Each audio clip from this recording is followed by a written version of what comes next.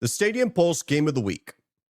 Number 11 Texas travels to Athens at night, 6:30. Number 5 team in the country, UGA. And I got some stats to set the stage because I think these are going to be the key stats that if we saw the box score at the end of the game, we're going to know who won this game based on the results. Can you flip the negatives into a positive on a one-night special? Can you continue the momentum in your strengths? Third down offense. We have Texas 67th in the country going against the 19th best offense in the entire country on third down. But Texas on the other side, 23rd on defense on third down, while Georgia's 82nd in third down on defense. Explosive play percentage or explosive play offense and defense, 20 plus yards. Texas is 85th in the country on the offense side of the ball. Defensively, they're 26th. Georgia is 51st on the offensive side of the ball. Georgia is 13th in defensive conversion for explosive plays. So what does this mean? Because we have strength on strength with the third down offense being really good for Georgia and the defense being really good for Texas. And then we have bad on bad. Third down offense being really bad for Texas. Third down defense being really bad for Georgia. And then we also have a bad explosive play offense going against a good explosive play defense. And then we have a bad explosive play offense going against a good explosive play defense. Frankly, this team and these matchups are really difficult to project. So I asked a couple of questions to help me get to a prediction because frankly, when I clicked record today, I didn't know where to go with Georgia and Texas. I frankly don't know where I'm going to go with this prediction because it's quite difficult to figure out what is going to flip the script in these games. So the first thing I wrote down was who is going to get to a fast start. Georgia, outside of the Mississippi State game, every single week starts out terrible in the first 3 quarters, turns it on in the fourth. What I worry about if we get that game script is the way that Texas loves to play their games, or at least what we saw in 2024. And frankly, we haven't seen them really do it outside of maybe the Vanderbilt game. And even in the Vanderbilt game, they climbed their way back. Is Texas loves to work with a lead. Most teams do. But really, Texas, with their defense, they want you to be trying to force the issue against a defense that has Colin Simmons, Anthony Hill, Muhammad on the outside, like all these different playmakers. They want you to force the issue on this defense. So if Texas gets to a super fast start, they want to see if Mike Bobo and crew and Gunnar Stockton really have to drop back to pass every single time and become non-multiple, very much a one type of offense, passing the ball on third and long. That's what they want. But if Georgia, very similar to last year in the first matchup between Texas and Georgia, if Georgia gets off to a fast start, do you believe that this Texas offense can climb their way back into it? We saw it against Mississippi State where they were able to climb back into it. They've been able to win an ugly game against Kentucky. We can use those games to discredit them in terms of a resume, but in terms of finding ways to win, call a spade, Texas is finding ways to win. The next question I ask is who's going to create the explosive plays? I'm not saying they need 6 20-yard passes down the field. I'm not saying that. I'm saying who is going to make enough of those plays?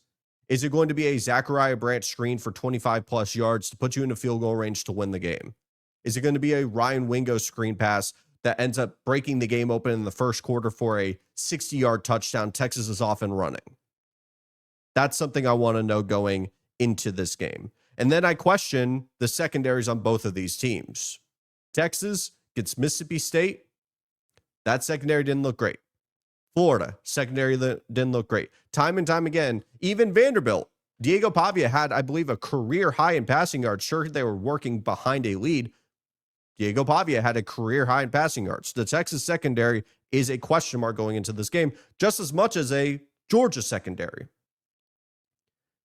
Every single time I find a plus for Texas, I find a negative for Texas. Every time I find a plus for Georgia, I find a negative. This is going to be a dogfight. I'd be remiss if I didn't mention that Texas on the road has struggled. They have not been a great road team as of late. I thought they earned a little bit more credit, a couple months ago when I talked about them going on the road and beating Michigan, them going on the road and beating Alabama. But as we've seen, they are a different road team at this point. I can't argue with the data.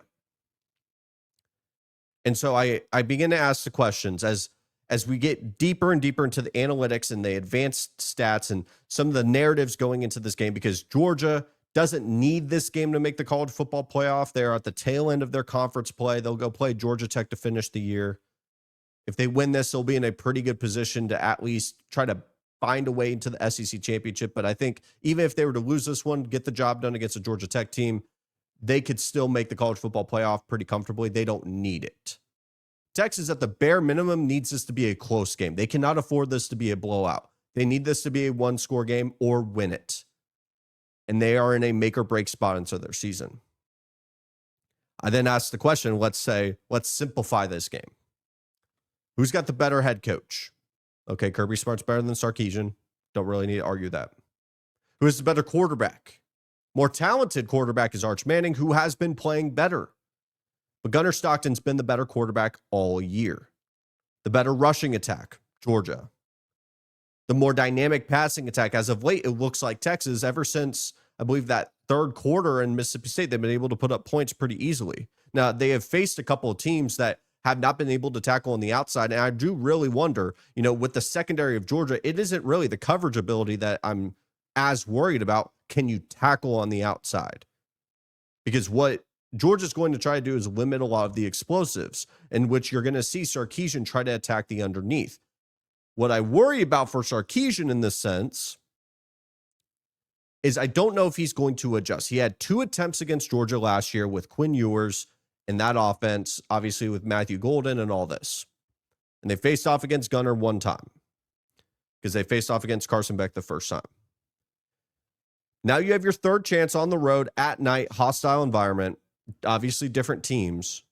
What are you going to change? Because I don't think he changed too much in terms of the play calling when he got to face off against Ohio State on the second leg of their back-to-back matchups. Obviously, a massive gap of time in between two different teams. Understand that. But is there going to be a massive adjustment into what Sarkisian does to try to attack this Kirby Smart defense? Because I don't think you're going to be able to get those screen passes to Wingo for 75 yards.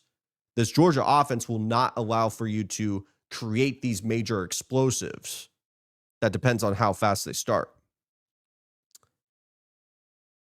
This is, like I've said, and as I've even talked about it, a very difficult game to talk about. A very difficult game to talk about. Every single time I find a way to potentially pick Texas, I think of a stat that could just absolutely throw a wrench into their plans, a wrench to their knee. If you can't dodge a wrench, you can dodge a ball. Dodgeball. I'm going to pick Texas to win this game. I think Texas wins this game close.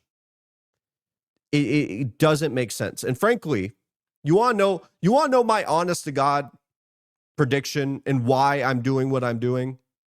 I don't care if I'm being so open about it, because more times than not, this is going to be a non-biased show. You see this right here? This didn't help it. There you go. You see this? Probably can't hear it too well because you have to just eat this entire microphone. I hope I'm jinxing Texas. I don't think they've played this year like they deserve to make the college football playoff. So I'm going to pick Texas in hopes that I'm wrong. And guess what? If I'm right, I will act like this was my entire prediction and definitely did not have any kind of biases involved whatsoever. So I think Texas starts out fast. I think Georgia, that was a one-time thing on Mississippi State. And I think Texas starts out fast on the road and they find a way to win. I feel horrible about it. But if I get it right, you will see a victory lap.